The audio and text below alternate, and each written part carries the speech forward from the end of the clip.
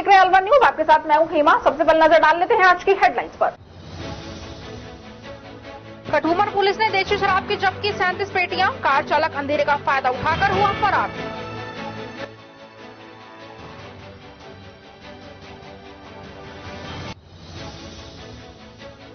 चावंड माता का भरा लक्खी मेला, हर सोमवार को भरता है मेला।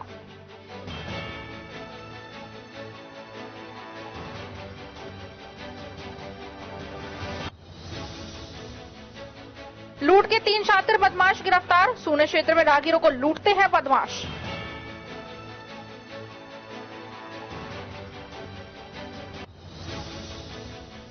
नवरात्रा के साथ ही करणी माता का मेला हुआ शुरू, मेले में सुरक्षा व्यवस्था मुस्तैद।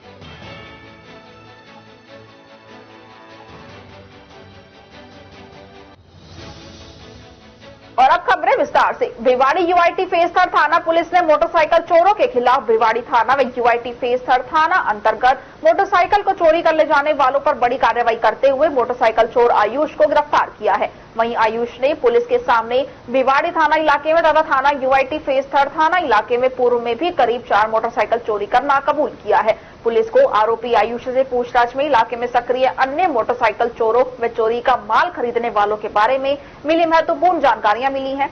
भिवाड़ी पुलिस अधीक्षक योगेश दादीज के आदेशानुसार दिलीप सैनी अतिरिक्त पुलिस अधीक्षक भिवाड़ी के निर्देशन में मुकेश कुमार चौधरी वृत्ताधिकारी वृत्त भिवाड़ी के मार्गदर्शन में व विनय चौधरी आरपीएस के सुपरविजन में वांछित अपराधियों एवं असामाजिक तत्वों के विरुद्ध यूआईटी फेज 3 थाना पुलिस ने त्वरित व प्रभावी कार्रवाई करते हुए थानाधिकारी सचिन शर्मा उप निरीक्षक के नेतृत्व में यूआईटी फेज 3 थाने की गठित टीम कर अजंता चौक भिवाड़ी में हुई मोटरसाइकिल चोरी करने वाला आरोपी आयुष सिंह पुत्र बबलू सिंह ठाकुर निवासी खमरिया उत्तर प्रदेश हाल धर्म कांटा के पास बिलाहेड़ी थाना भिवाड़ी फेज 3 जिला भिवाड़ी से चोरी की गई मोटरसाइकिल सहित गिरफ्तार किया गया है।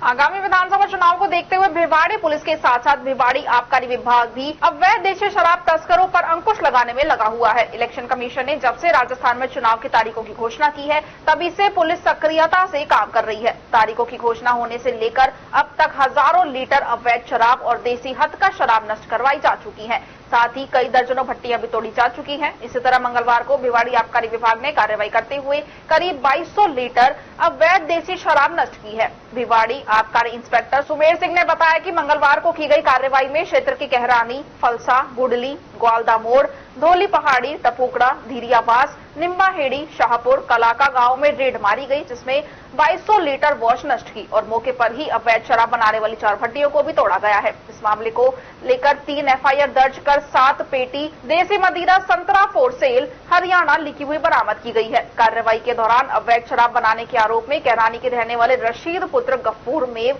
इंदू देवी पत्नी विदेशी महतो निवासी बूडली और छिंदो पत्नी पूरण सिंह रायसिक निवासी फलसा को गिरफ्तार कर लिया है। इसके साथ ही शराब बनाने के मामले में पैरे से फरार सीमा पत्नी स्वर्ण सिंह रायसिक निवासी तकिया की थानी, रामोबाई पत्नी रामपाल सिंह निवासी जगमलहेड़ी, संदीप सिंह पुत्र सुज्जा सिंह रायसिक निवासी नवीनगर, कुलदीप सिंह पुत्र महेंद्र सिंह रायसिक निवासी शाहबाद को भी गिरफ्तार कर लिया है।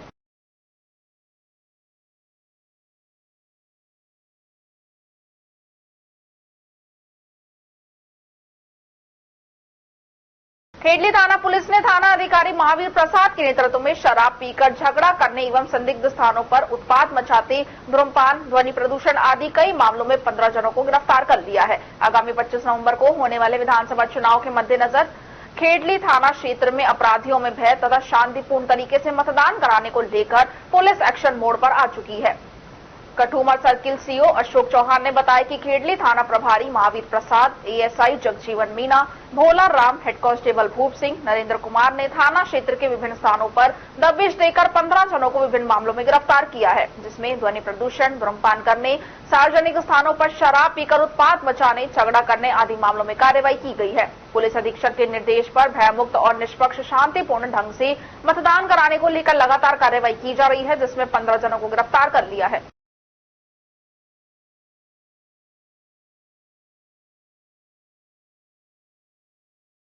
कठुआ क्षेत्र के गांव मोती का नगला निवासी आरपीएफ का 35 वर्षीय कांस्टेबल रामेश्वर मीणा की ड्यूटी के दौरान डेंगू बुखार आने से मौत हो गई। मृतक कांस्टेबल का सैन्य सम्मान से सलामी के साथ पैतृक गांव में अंतिम संस्कार किया गया। जवान की अंत्येष्टि में ग्रामीणों की भारी भीड़ रही। कठुआ क्षेत्र के गांव मोती का नगला निवासी आरपीएफ रेलवे सुरक्षा इलाहाबाद हेडक्वार्टर पर तैनात 35 वर्षीय कांस्टेबल रामेश्वर मीणा की ड्यूटी के दौरान तेज बुखार से ग्रसित हो गया, जिसे रेलवे हॉस्पिटल इलाहाबाद में भर्ती करवाया गया। हालात में सुधार नहीं होने पर उसे 10 तारीख को गुड़गांव के मेदांता हॉस्पिटल में रेफर किया गया, जहां इलाज के दौरान रविवार को उसकी मौत हो गई। मौत की सूचना जैसे ही उसके परिजन और ग्रामीणों को लगी तो गांव और परिजनों में कोहराम मच गया, शोक की लहर फैल गई। जवान को अंतिम सलामी देने के लिए रेलवे सुरक्षा बल हेडक्वार्टर के निर्देश पर सलामी देकर सम्मान दिया गया। आरपीएफ अछनेरा पुलिस थाने के इंस्पेक्टर प्रवीण कुमार, आरपीएफ खेडली चौकी प्रभारी रामकेश मीणा के नेतृत्व में अपने जवान को अंतिम सलामी दी गई एवं पुष्प चक्र अर्पित कर भावभीनी श्रद्धांजलि दी। मृतक रामेश्वर मीणा के एक पुत्री है और उसके 4 भाई हैं, जिसमें एक भाई भारतीय सेवा में भी नियुक्त है। मुंडावर के समीपवर्ती गांव आमोट में मशानी माता के भंडारे का आयोजन किया गया, जिसमें मुख्य अतिथि प्रदेश कांग्रेस कमेटी सदस्य ललित यादव रहे। इस मौके पर ललित यादव ने संबोधित करते हुए कहा कि मशानी माता की कृपा हम और सभी पर बनी रहे और क्षेत्र में अमन चैन कायम रहे। ऐसी कामना करते हुए माता के चरणों में हाजिरी लगाता हूं और कहा कि हम क्षेत्रवासियों को आपसी सद्भावना और धार्मिक भावनाओं का परिचय देते हुए ऐसे ही सामाजिक कार्यक्रमों का आयोजन करवाते रहना चाहिए, क्योंकि पूरे क्षेत्र के आपसी भाईचारे को आपस में मिलने का मौका मिलता है। इस कार्यक्रम की अध्यक्षता सरपंच रामपाल यादव द्वारा की गई। इस दौरान मनोरंजन कार्यक्रम संजय पटेल द्वारा किया गया। इस मौके पर जिला पार्षद ईश्वर यादव, जिला पार्षद भीमराज यादव, ब्लॉक अध्यक्ष संजय चौहान, सरपंच बलवीर सिंह, सरपंच संदीप चौधरी, पूर्व सरपंच सोमदत्त शामदिया, पंचायत समिति सदस्य ऋषिराज यादव आदि लोग मौजूद रहे।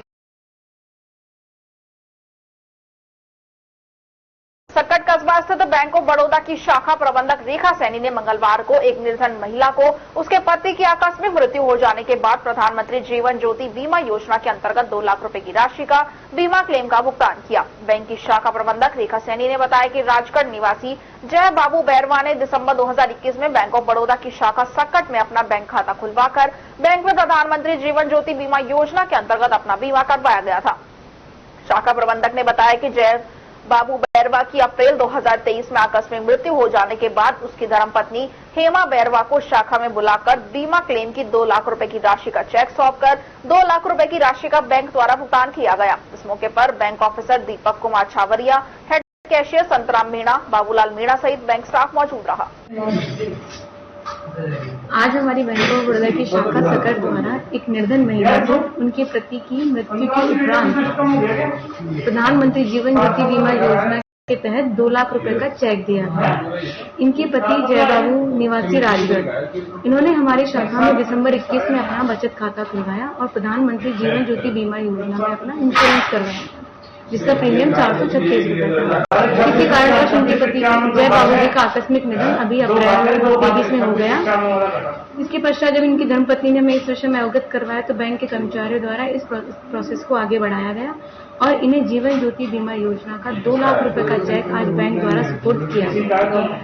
कठुमर पुलिस ने सोमवार देर रात्रि को मैथना टीकरी रोड पर एक कार से देशी शराब के 37 कार्टून जब्त किए हैं। वहीं अंधेरा का फायदा उठाकर आरोपी चालक फरार हो गया। थानाधिकारी सुरेंद्र कुमार शर्मा ने पुलिस उपाधीक्षक अशोक चौहान के निर्देशन में अवैध शराब के विरुद्ध अभियान चलाकर धरपकड़ के तहत कठुमर के मैथना टीकरी रोड पर एक कार का पीछा कर लिया, जिसे चालक रोड पर छोड़कर फरार हो गया। कार की तलाश में 37 पेटियों में देशी शराब के 1776 पौवे मिले, जिनकी 89,990 रुपए लागत बताई जा रही है। सूचना अधिकारी कांस्टेबल महावीर सिंह का विशेष योगदान रहा। पुलिस ने कार और शराब की पेटी जब्त कर मुकदमा दर्ज कर दिया है। कल रात की घटना है। कल रात को कठुमर थाने की पुलिस नाकाबंदी कर रही थी तो नदवई से नगर वाले रोड पर टीकरी के पास में एक क्रेजा गाड़ी है, उसको पकड़ा है और उसमें 37 कार्टून शराब के देसी शराब के वो जब्त किए। कितने आरोपी नहीं, आरोपी अभी तो फरार हो गए, तलाश जारी है। अलवर में नए जिला कलेक्टर अविचल चतुर्वेदी चतुर्वेदी ने शाम को जिला कलेक्टर एवं जिला मजिस्ट्रेट का कार्यभार ग्रहण किया है। इस दौरान उन्होंने मीडिया से बात करते हुए कहा कि आदर्श आचार संहिता की पालना के साथ चुनाव शांतिपूर्ण तरीके से कराना उनकी पहली प्राथमिकता होगी। चुनाव को लेकर सभी आवश्यक कार्रवाई की जाएगी। उन्होंने बताया कि अधिकारियों की बैठक लेकर उनसे जानकारियां ली जा रही हैं। साथ ही उनकी जिम्मेदारी से भी अवगत अधिकारियों ने करवाया है। चुनाव शांतिपूर्ण तरीके से कराने के लिए कानून व्यवस्था पर अधिकारियों के साथ चर्चा की जाएगी। जो भी चुनाव से संबंधित कार्य हैं उन्हें मुस्तैदी के साथ किया जाएगा।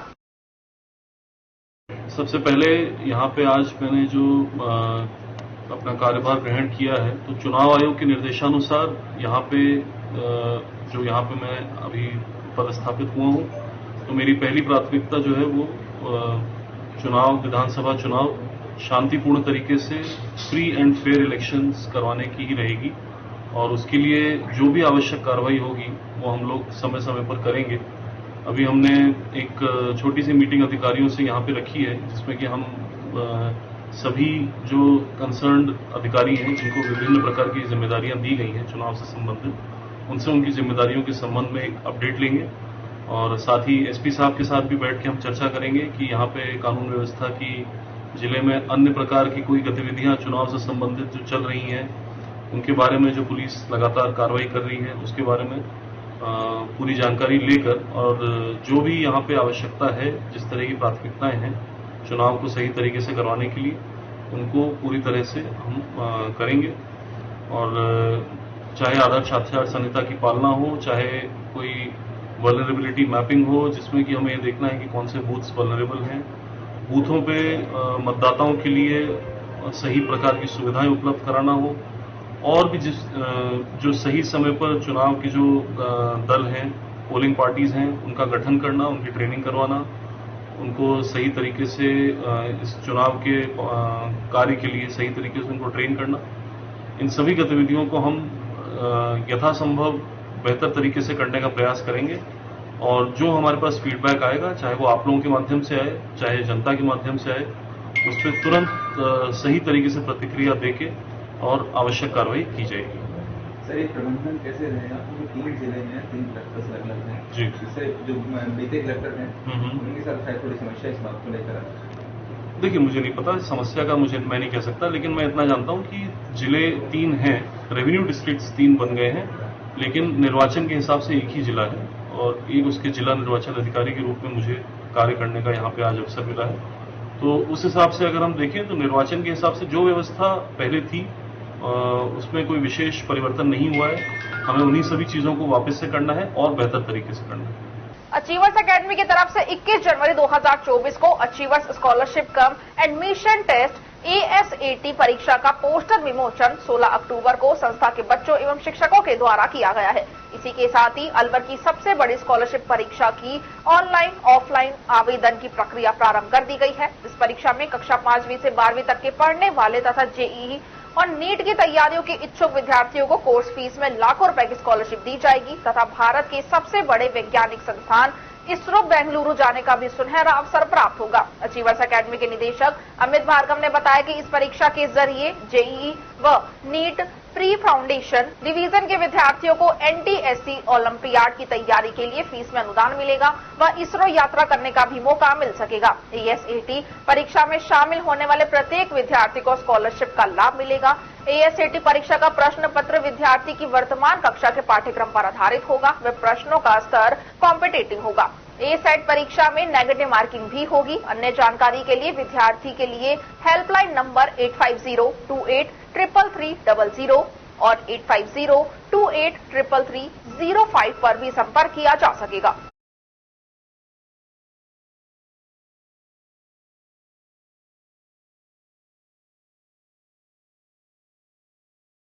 स्पेशल टीम भिवाड़ी ने चुनाव के दौरान वांछित अपराधियों पर बड़ी कार्रवाई करते हुए भिवाड़ी थाना व टपुकड़ा थाने से स्थायी वारंटी तैयब व टपुकड़ा थाने से 2 मामलों में स्थायी वारंटी सूबे सिंह को दस्तयाब किया है।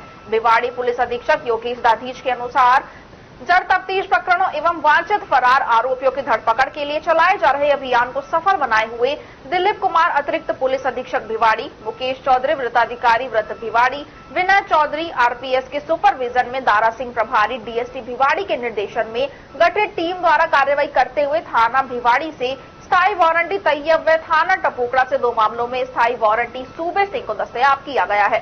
जिला स्पेशल टीम के द्वारा की गई कार्रवाई वांछित अपराधियों को चिन्हित कर उनकी जानकारी निकालकर भिवाड़ी पुलिस के उच्चाधिकारियों द्वारा चलाए जा रहे अभियान के दौरान घोषित, उद्घोषित, भगोड़ा स्थायी वारंटी को गिरफ्तार करने के लिए जिला स्पेशल टीम को जारी करते हुए प्रथम कार्रवाई DSP head constable Om Prakash को सूचना मिली कि थाना टपोकड़ा के 2 मामलों में स्थायी वारंटी सूबे सिंह पुत्र जय सिंह जाति गुर्जर निवासी कसोला थाना कसोला रेवाड़ी हरियाणा सैदपुर से बाईपास की तरफ जा रहा है, जिस पर डीएसटी द्वारा स्थायी वारंटी सूबे सिंह को अलवर बाईपास सैदपुर नाके से दस्तयाब किया गया व अग्रिमी कार्रवाई के लिए थाना टपोकड़ा को सुपुर्द कर दिया है। वहीं दूसरी कार्रवाई डीएसटी कांस्टेबल गोपीचंद को सूचना मिली कि थाना भिवाड़ी से फरार चल रही स्थायी वारंटी तैयब पुत्र सूरजमल मेव निवासी लपाला थाना तिजारा भिवाड़ी किसी काम से भिवाड़ी की तरफ आ रहे हैं। वहीं सूचना पर डीएसटी द्वारा पड़ासली नाका तिजारा से तैयब को दस्तयाब कर अग्रिम कार्रवाई के थाना भिवाड़ी को सुपुर्द कर दिया गया है।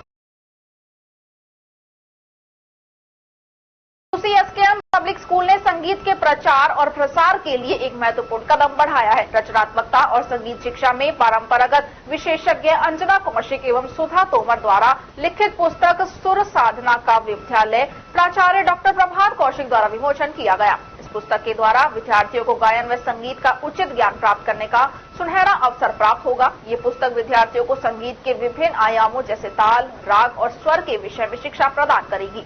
इस पुस्तक की मदद से विद्यार्थियों को गायन, वादन सहित संगीत के सुंदर संसार में एक पारंपरिक यात्रा पर ले जाएगी, जो उनके व्यवहार को भी सुरमय बनाने में योगदान देगी। स्कूल के प्राचार्य डॉक्टर प्रभात कौशिक ने इस पुस्तक की महत्वपूर्ण भूमिका की सराहना की और छात्रों को संगीत के प्रति अपनी रुचि बढ़ाने के लिए प्रेरित किया, जिससे विद्यार्थियों को संगीत शास्त्र का अच्छा ज्ञान प्राप्त हो सके तथा संगीत के प्रभाव से तनाव दूर करने की विधियों पर भी प्रकाश डाला गया।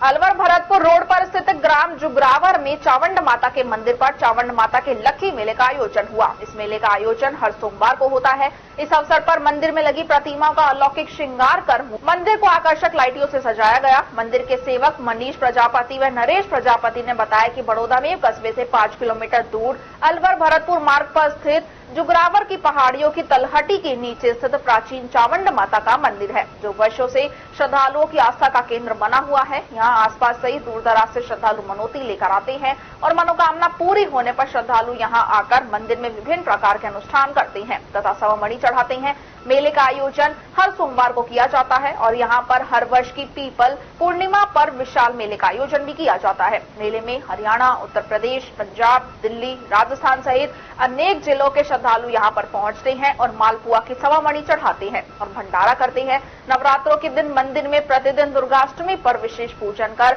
नवरात्रों में कन्याओं को भोजन भी करवाया जाता है। ग्रामीणों का कहना है कि ज्यादातर माता को मालपुआ का भोग बहुत पसंद है, इसलिए यहाँ पर श्रद्धालु मालपुए की सवामणि में भंडारा करते हैं। इधर ग्रामवासियों द्वारा भी ठंडे मीठे पानी की प्याऊ का आयोजन किया जाता है। मंदिर की प्राचीन मान्यता है कि माता के दरबार में जो भक्त डोरी बांधकर मन्नत मांगता है, उसकी मनोकामना पूरी होती है। यहाँ आने वाले श्रद्धालुओं व ग्रामीणों की मान्यता है कि चावंड माता के दर्शन करने से धन धान्य वैभव में वृद्धि होती है। प्रत्येक सोमवार को यहाँ हजारों की संख्या में श्रद्धालु आते हैं तथा माता को भोग लगाकर दर्शन करते हैं। मंदिर के सेवक मनीष ने बताया कि यहाँ माता के दर्शनों के लिए मुख्य राजस्थान, हरियाणा, दिल्ली, पंजाब और उत्तर प्रदेश सहित दूर दराज से श्रद्धालु माता की पदयात्रा लेकर आते हैं और माता को ध्वजा चढ़ाते हैं। वहीं माता के मंदिर तक दंडोती लगाते हुए भी श्रद्धालु आते हैं। माता के मंदिर में प्रतिदिन अखंड ज्योत प्रज्वलित रहती है। यहाँ के ग्रामीणों का कहना है कि ज्यादातर माता को मालपुए का भोग बहुत पसंद है। वहीं मन्नत पूरी होने पर श्रद्धालु माता को मदिरा का भोग भी लगाते हैं। जुगरावर के चावंड माता चामुंडा माता मंदिर का इतिहास बहुत ही प्राचीन है। यहाँ के बुजुर्ग बताते हैं कि करीब 200 वर्ष पूर्व गांव के लोगों को माता की आवाज सुनाई देती थी तथा इस स्थान पर मंदिर निर्माण के लिए उनके स्वप्न में माता दिखाई देती थी। इस पर उस समय यहाँ के ग्रामवासियों के द्वारा एक चबूतरे का निर्माण कर चावंड माता के मंदिर की स्थापना की गई थी। बाद में जैसे जैसे लोग जुड़ते गए वैसे वैसे ही माता के मंदिर का निर्माण होता गया। ये चमत्कारी मंदिर है। मंदिर की प्रशंसा ज्यादातर राजस्थान, दिल्ली, हरियाणा और उत्तर प्रदेश व पंजाब तक पहले हुई है। कस्बा बड़दमू से 5 किलोमीटर दूर अलवर भरतपुर रोड पर पहाड़ों की वादियों में एक चावड़ माता का बहुत प्राचीन मंदिर स्थित है। कस्बे के आसपास का सबसे प्राचीन मंदिर यही माना जाता है। इसकी आस्था लोगों से बहुत प्राचीन समय से जुड़ी हुई है। हर वर्ष पीपल पूर्णिमा पर 7 दिवसीय एक बहुत विशाल मेले का आयोजन यहाँ किया जाता है, जिसमें राजस्थान ही नहीं अपितु आसपास के सभी राज्यों से माता के भक्त यहाँ अपनी मन्नतें मांगने, अपने जो जंजू उतरवाने बहुत यहाँ पे भक्त आते हैं। और इसके अलावा इस चावड़ माता के मंदिर पर हर सोमवार मेले का आयोजन किया जाता है, जिसमें मेले जैसी ही दुकानें लगती हैं और उसी प्रकार की भीड़ हर सोमवार यहाँ देखी जाती है। अलवर राजगढ़ रोड पर बोरजा के समीप एपीएस स्कूल की बस ने लापरवाही से ई रिक्शा चालक को टक्कर मार दी। दुर्घटना में ई रिक्शा चालक का कान कट गया। दुर्घटना में ई रिक्शा भी क्षतिग्रस्त हो गया। घटना के बाद घायल को सामान्य चिकित्सालय के ट्रॉमा सेंटर में भर्ती करवाया गया है। यहाँ से गंभीर हालत होने के चलते उसे जयपुर रेफर किया गया है। परिजनों ने बताया कि घायल ताराचंद बोरजा का निवासी है। वो अपना ई रिक्शा लेकर अलवर शहर की तरफ आ रहा था, तभी एपीएस स्कूल के पास स्कूल की बस ने तेज गति से चलाते हुए ई रिक्शा को टक्कर मार दी। दुर्घटना में ई रिक्शा चालक का कान कट गया। उन्होंने बताया कि पहले भी इस तरह के कई हादसे बस चालकों की लापरवाही से हो चुके हैं। बस वाले बहुत तेज गति से बस चलाते हैं। इनके खिलाफ पुलिस और प्रशासन को कोई कार्रवाई करनी चाहिए। APS public school Rajgarh road पे जैसे हमारे मेन गेट एपीएस का अलवर की साइड से स्कूल की बस स्कूल की बस जा रही थी। बस ने रॉन्ग साइड मेन गेट पे इतना भयंकर एक्सीडेंट किया है कि मेरे भांजे का पूरा कान वान फट गया, जगह फ्रैक्चर हो गया है, एक्सीडेंट हो गया है।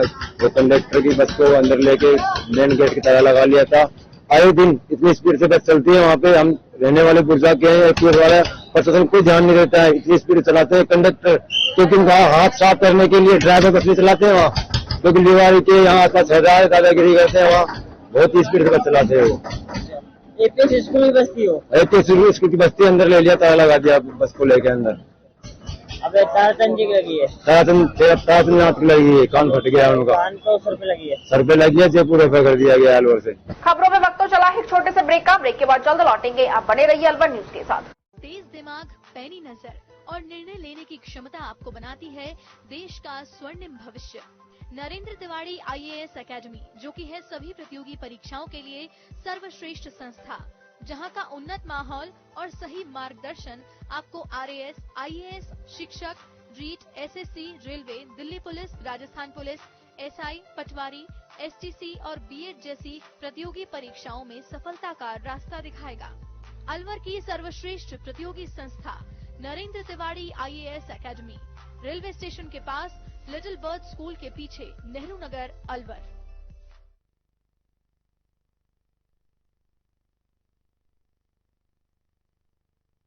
ब्रेक के बाद आपका स्वागत है। बढ़ते हैं अगली खबर की ओर। कांग्रेस की राष्ट्रीय महासचिव प्रियंका गांधी 20 अक्टूबर को राजस्थान दौरे पर आ रही हैं। वो दौसा के सिकराय में जनसभा को संबोधित करेंगी। कार्यक्रम में शामिल होने के लिए अलवर जिले से भी 20,000 कार्यकर्ता सिकराय जाएंगे, जिसके संदर्भ में होटल स्वरूप विलास में आज कांग्रेस की बैठक आयोजित हुई। जिलाध्यक्ष योगेश मिश्रा ने बताया कि प्रियंका गांधी ERCP को लेकर आ रही है। इस परियोजना से राजस्थान के 13 जिलों को लाभ मिलेगा, जिसमें अलवर जिला भी शामिल है। उन्होंने कहा कि पिछले लोकसभा चुनाव में चुनावी मंच से प्रधानमंत्री मोदी और जल संसाधन मंत्री गजेंद्र सिंह शेखावत ने घोषणा की थी कि केंद्र में अगर उनकी सरकार बने तो वह ERCP को राष्ट्रीय परियोजना का दर्जा देंगे, लेकिन वो अपनी बातों से जीतने के बाद मुकर गए। जबकि मुख्यमंत्री गहलोत ने पिछले बजट में इस परियोजना के लिए 14,200 करोड़ रुपए का बजट जारी किया है।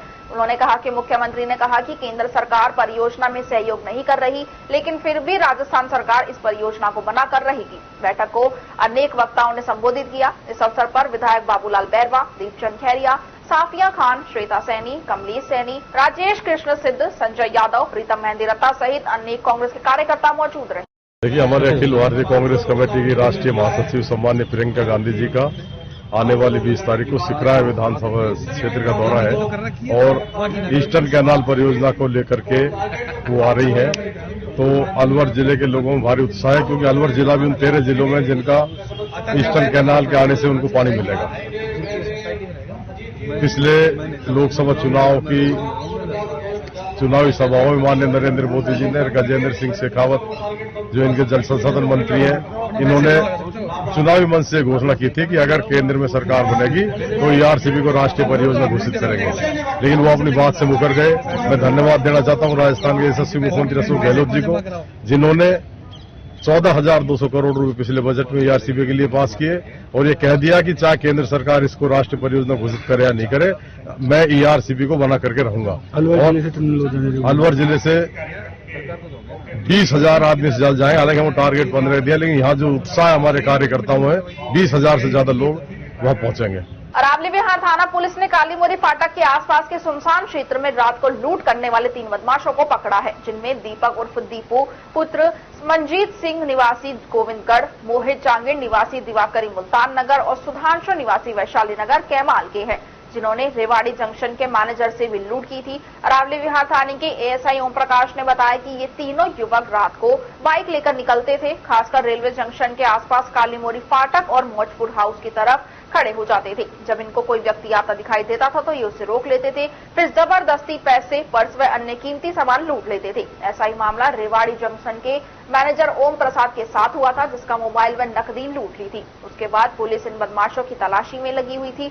अब इनको अलग अलग जगहों से पकड़ा है, जिन्होंने लूट की 5 वारदातें कबूल की हैं। इनसे अभी नकदी व सामान बरामद होना बाकी है। वैसे मोबाइल भी मिले हैं। बाकी लूट के सामान की बरामदगी करने के लिए पूछताछ की गई है। जल्दी ही कुछ बहुत बड़ा खुलासा हो सकता है। ओम प्रदीप नाम का एक रेलवे कर्मचारी था, जो 19/5/2023 की रात्रि को ट्रेन से उतरकर अपने घर जा रहा था और किसी साधन के इंतजार में कालीमोरी फाटक के पास खड़ा हुआ था। 3 व्यक्ति मोटरसाइकिल पर आए और उसके साथ मारपीट करके उसके पास एक बैग था, उस बैग को छीन ले गए। बैग के अंदर उसका मोबाइल था, टॉर्च थी, रेलवे का झंडी और छोटा मोटा कई सामान थे। आरोपी क्या नाम थे? आरोपी इसके अंदर मोहित चांगेड़, सुधांशु गांधी और एक दीपू सिंह उर्फ दीपू। कहाँ के निवासी सर? ये 2 तो दिवाकरी के रहने वाले हैं, मोहित चांगेड़ और सुधांशु, और दीपक सिंह ये गोविंदगढ़ है, मुस्ताकपुर वहाँ का रहने वाला। ये वारदात को अंजाम देते थे? ये अंजाम देते थे।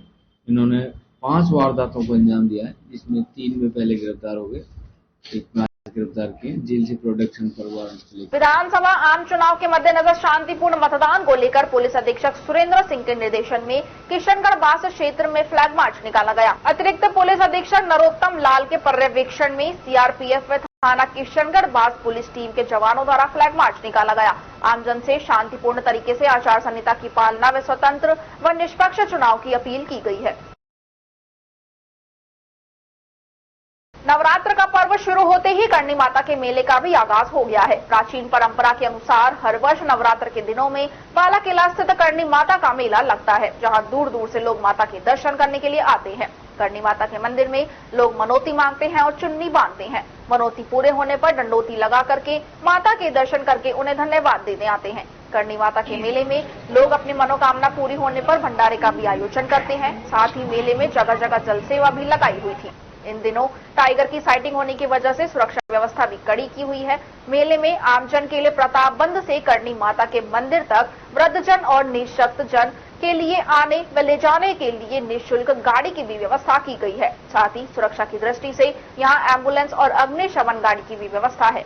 मौसम सुहावना होने की वजह से आज काफी संख्या में भक्त माता के दर्शन करने के लिए आए और साथ ही अरावली की पहाड़ियों का भी आनंद लिया। सुहावने मौसम को देखते हुए एक महिला ने विशेष रूप से प्रभावित किया कि उनकी श्रद्धा लड्डू गोपाल के साथ साथ करणी माता में भी है। मेले में लड्डू गोपाल जी को भी लेकर आई। बेशक वो एक मूर्ति है, लेकिन उन्होंने भगवान में भेद नहीं करा। दूर दराज से आए लोगों ने यहाँ माता के दर्शन कर मेले का आनंद लिया। नवरात्रा का पूर्व स्टार्ट हो गए हैं। आज 3रा नवरात्रा है। बाला किला के अंदर यहाँ करणी माता का मंदिर है।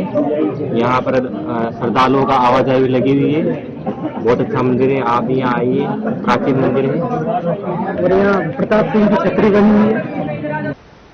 उप जिला निर्वाचन अधिकारी उत्तम सिंह शेखावत की अध्यक्षता में आज मिनी सचिवालय सभागार में विधानसभा आम चुनाव 2023 के लिए जारी किए गए कैलेंडर के अनुरूप सुनिश्चित करने के लिए प्रकोष्ठ प्रभारियों की बैठक आयोजित हुई। उप जिला निर्वाचन अधिकारी ने प्रकोष्ठ प्रभारियों को निर्देश दिया कि विधानसभा आम चुनाव 2023 के लिए निर्धारित कैलेंडर के अनुरूप तैयारियां सुनिश्चित करें। उन्होंने निर्देश दिए कि निर्वाचन प्रक्रिया से जुड़े कार्मिक अलर्ट मोड पर रहकर सौंपे गए दायित्वों का निर्वहन करें, साथ ही संबंधित कार्मिक अपना फोन ऑन रखें। उन्होंने निर्देश दिए कि पुलिस, आबकारी व वन विभाग के नाकों पर सीसीटीवी कैमरे लगाना सुनिश्चित करें। उन्होंने निर्देश दिए कि राजनीतिक दलों अभ्यर्थियों को विभिन्न अनुमतियां यथा हेलीकॉप्टर, हेलीपैड आदि की स्वीकृतियां देने के लिए जिला निर्वाचन अधिकारी व संबंधित विधानसभा के रिटर्निंग अधिकारी स्तर पर स्थापित सिंगल विंडो को प्रभावित रूप से संचालित करावें। उन्होंने निर्देश दिए कि 80 वर्ष या इससे अधिक आयु के व्यक्ति एवं 40% से अधिक दिव्यांग मतदाता जो मतदान केंद्र पर पहुंचने में सक्षम नहीं है, उनकी सूची तैयार करें। उन्होंने निर्देश दिए कि चुनाव प्रक्रिया में कार्यरत कार्मिकों, पुलिसकर्मी, होमगार्ड, बॉर्डर होमगार्ड, वन रक्षक, वाहन चालक, वीडियोग्राफर का डाटा मतपत्र प्रकोष्ठ को भिजवाएं। उन्होंने निर्देश दिए कि मतदान दल कार्मिकों, पीठासीन अधिकारियों, मतदान अधिकारियों का प्रथम, द्वितीय व तृतीय प्रशिक्षण 18 से 21 अक्टूबर व 25 अक्टूबर को आयोजित करना सुनिश्चित करावे।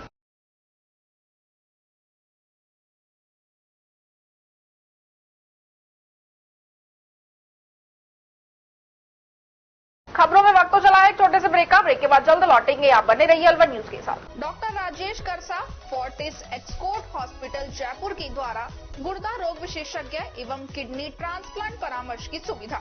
ओपीडी हर महीने के पहले और तीसरे गुरुवार को उपलब्ध है।